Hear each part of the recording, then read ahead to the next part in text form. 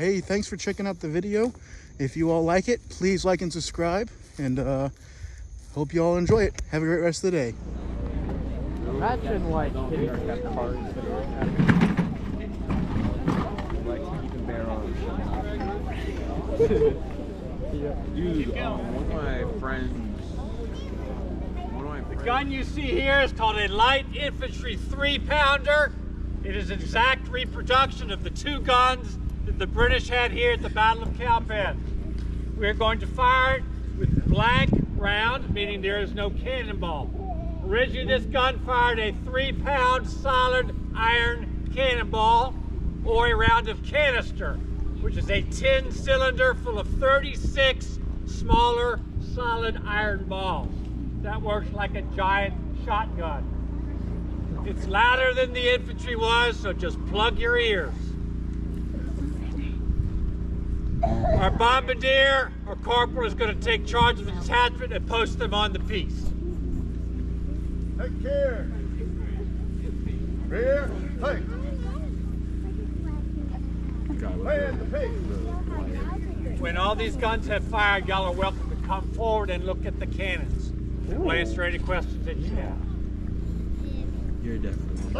Hey.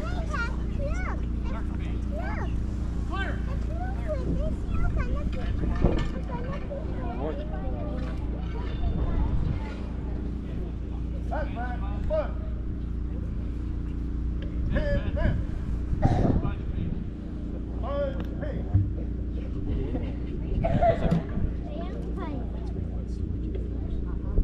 Handle, archer.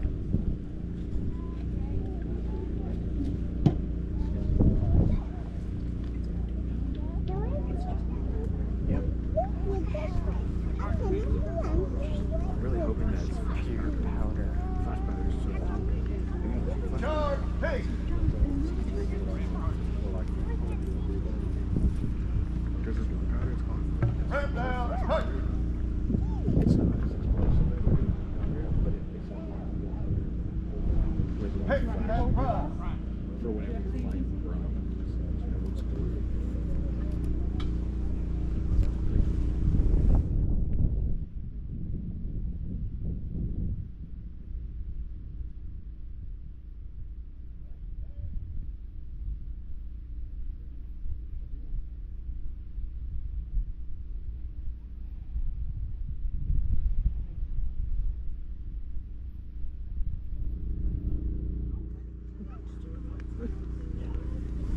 Up.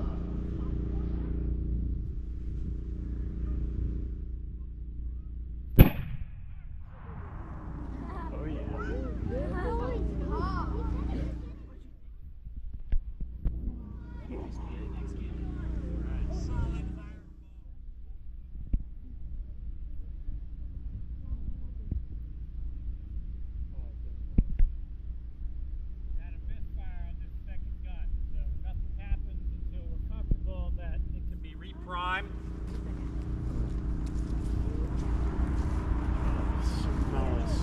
This is not an uncommon occurrence with muzzle loading artillery. Sometimes it works and sometimes it doesn't.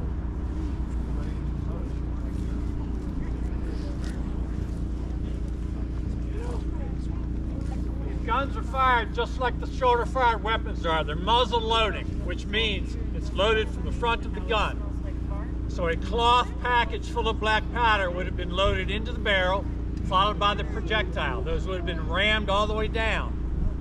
Once you're all the way down, there's a little hole that goes to the top of the gun. It's called the vent.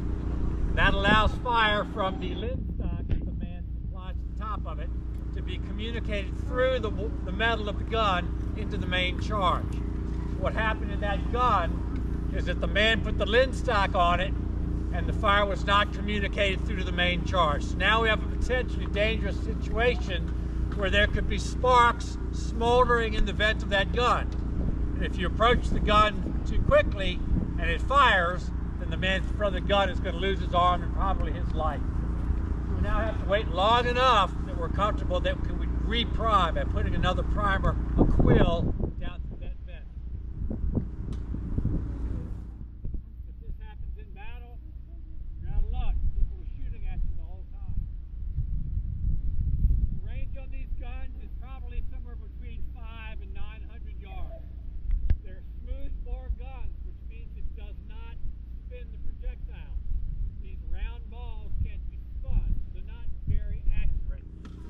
value of these small guns is they're light and they're portable.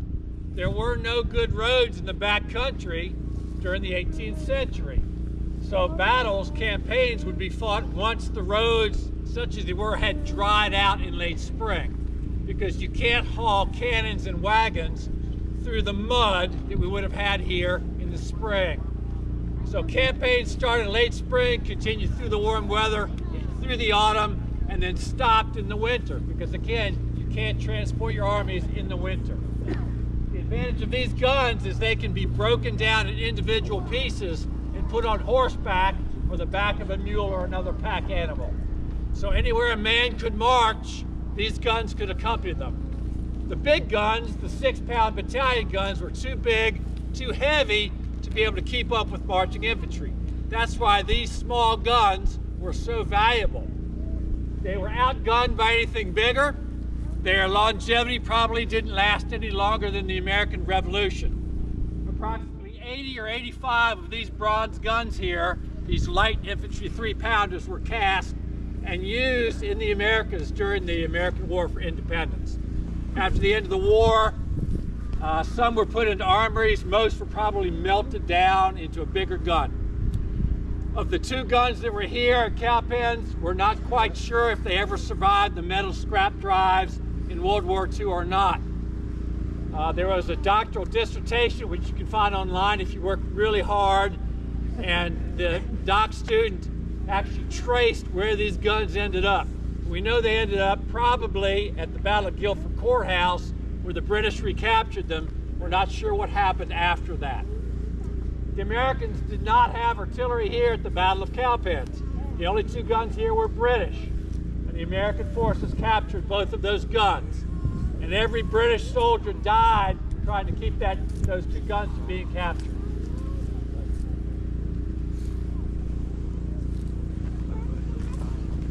So now they're comfortable that there's no more smoldering sparks in the vent, and they're repriming and putting another quill in, and they're going to try again.